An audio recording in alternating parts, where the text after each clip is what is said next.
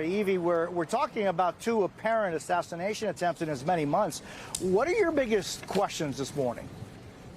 You know, it's really interesting because we are looking at two attempted assassinations within just a few months. Typically, we'd see them spread out within decades. I think what's interesting right now is you see the acting director of the U.S. Secret Service going straight to the location of the incident, and I would think he's collecting his information and preparing because he's likely going to be in front of Congress yet again explaining what happened. So I would think he wants to get all his information in order so that he can give that information up front. And giving that information quickly and transparently is probably really going to help. The other thing you want to think about is we've got essentially 2 more months. We've got multiple candidates. Things are escalating to some degree. In some way, I am not surprised. Copycats are a concern when it comes to this. Once you see somebody do something, other people look and think, hey, I think I can do that. And you know what else is interesting, Jose, as you were kind of scanning out with the cameraman and looking at the bushes, and you said something, there's a fence here.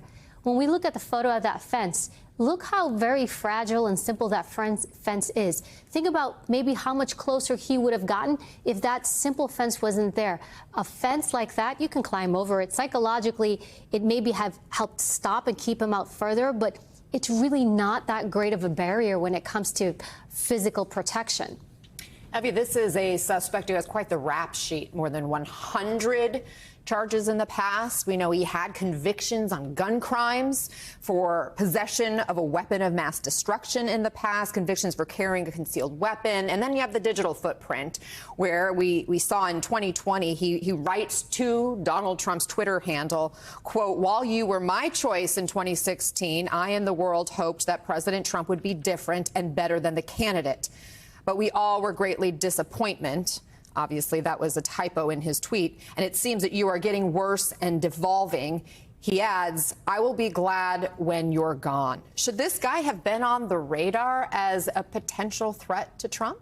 I don't know. For you to really get on the radar, you have to make a direct threat to the president.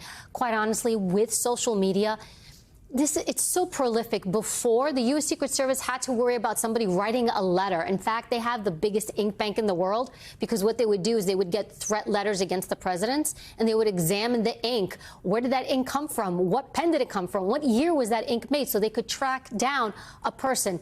Now you are looking at all these social media platforms. Where do you look first? And it's probably most likely going to get flagged either by the social media provider, that platform. But if they're looking through so many things, it's going to be an issue. He does hit all the markers, right? Previous run-in with law enforcement, writing manifestos. I kind of always look at them like the manifestos, or writing information and sharing kind of these prolific things. Earlier, when the correspondent was talking about how he articulates himself well, it doesn't mean that you're not going to be able to articulate your thoughts. These people, you know, usually unhealthy mental health issues, these attachments to VIPs. You can see him trying to go into the war, the Ukraine. You see a person trying to look for purpose, trying to make a mark in their life at this point. You kind of look at all these markers here, and he does stick out, and he hits a lot of them. And Bobby, given what was found at the fence, and let's talk a little bit about that. There's the 2 backpacks. There's the GoPro inside, apparently, the backpacks. There were some ceramic tiles, which could, in some way, be thought of as possible kind of defense from bullets. What does the rifle, the semi-automatic long gun, the 2 backpacks, the GoPro, and those ceramic tiles tell you? It's so initial, but what does it tell you?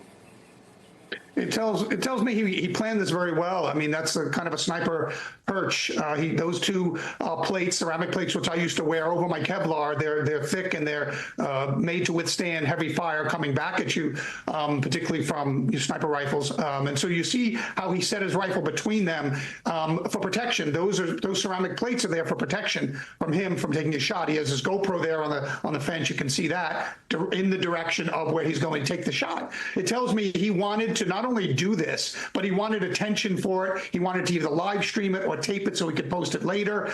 He wants a platform. He wants to get out there and tell, and he may have it now that he's going to be appearing in federal court. You can see from his social media posts, he likes to hear himself talk. He likes to have his opinion out there and put it out there. Ideologically, he's a little scattered, but he likes to get his opinion out there. And so it tells me this is somebody who wants attention. He didn't intend to die in this event. He wants a platform to speak for whatever reason and whatever ideology he wants to spew. And now we're talking, Bobby, about 2 separate assassination attempts in just the last couple of months. Are you worried about more attempts and the overall heated political landscape that we find ourselves in still with, well, a couple of months until Election Day?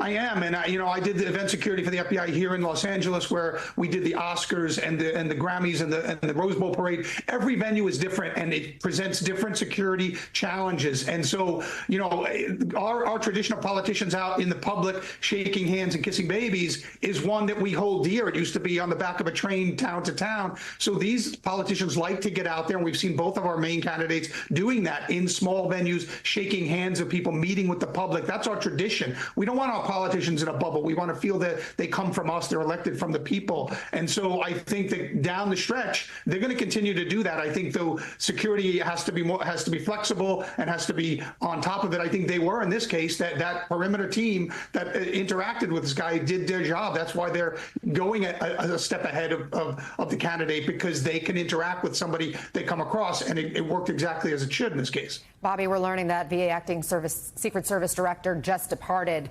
the golf course there in West Palm Beach. Quick question for you as this investigation proceeds. What are your biggest questions this morning? My biggest question, number one, is how he knew Trump was going to be there. Was the schedule publicized? Is this a habit that he always plays on Sunday mornings? How he knew to be in that place at that time. Because one of the things you can do for security is keep OPSEC quiet. Don't publish a schedule and don't tell people where he's going to be. Just have him show up. And that helps in security. So I want to know how he knew to be in that place at that time.